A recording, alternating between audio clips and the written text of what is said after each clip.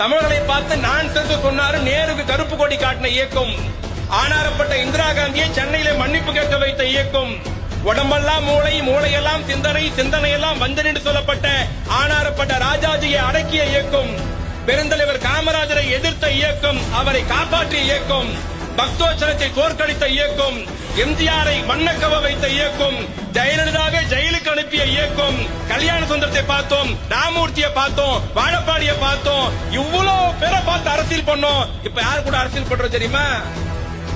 அணில் குஞ்சு, ஆட்டுக்குட்டி, ஆமை, கர்ப்பாம்பூச்சி. நாங்க அரசியல மேடையில பண்றதா ஜூல பண்றதானே தெரியல.